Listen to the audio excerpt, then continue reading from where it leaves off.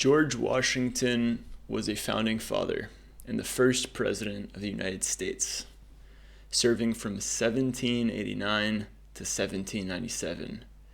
As commander of the Continental Army, Washington led Patriot forces to victory in the American Revolutionary War against the British Empire. He is commonly known as the father of his country for his role in bringing about American independence. So this is the end of the 18th century. Continental Army. And there's this term Patriot. So Patriot, also known as a revolutionary or continental.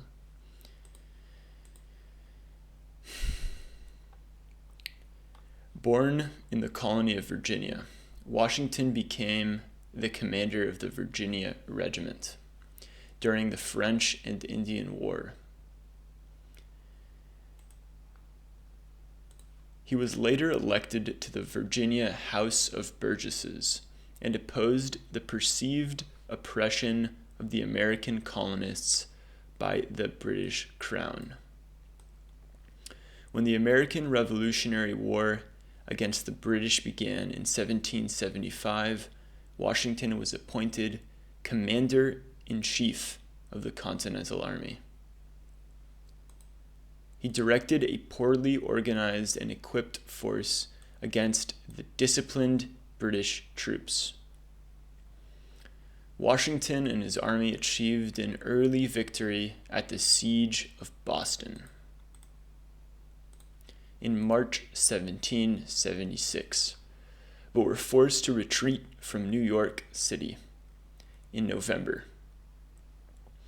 Washington crossed the Delaware River and won the battles of Trenton and in late 1776 and Princeton in 1777.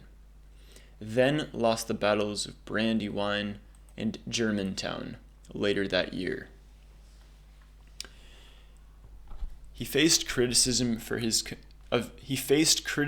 his command, low troop morale, and a lack of provisions for his forces as the war continued. Ultimately, Washington led a combined French and American force to a decisive victory over the British at Yorktown in 1781.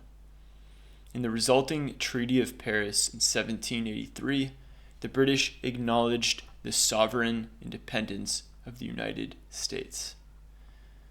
Washington then served as president of the Constitutional Convention in 1787, which drafted the current Constitution of the United States. Washington was elected unanimously by the Electoral College in 1788 and again in 1792. As the first U.S. president, he implemented a strong and well-financed national government while remaining impartial to the fierce rivalry that emerged within his cabinet between Thomas Jefferson and Alexander Hamilton.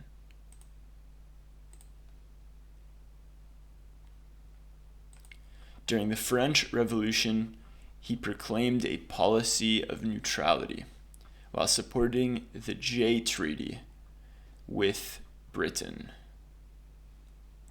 Washington set enduring precedents for the office of president, including republicanism, adding some more things into my never-ending reading list, a peaceful transfer of power, the use of the title Mr. President, and the two-term tradition.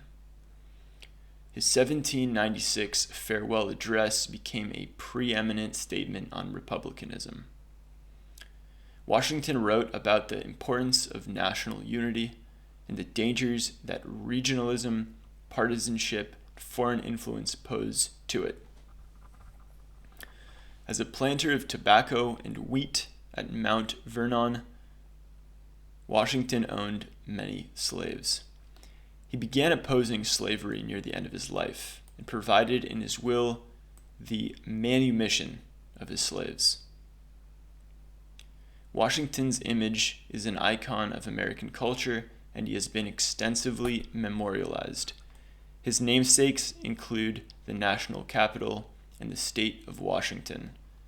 In both popular and scholarly polls, he's consistently considered one of the greatest presidents in American history.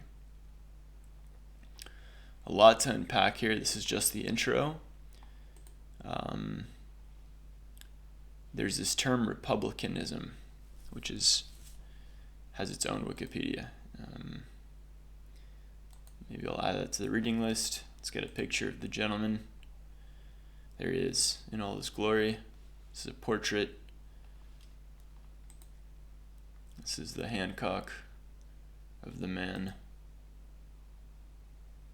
And it looks like a kind of like a engraving of the residence. And there's some maps here.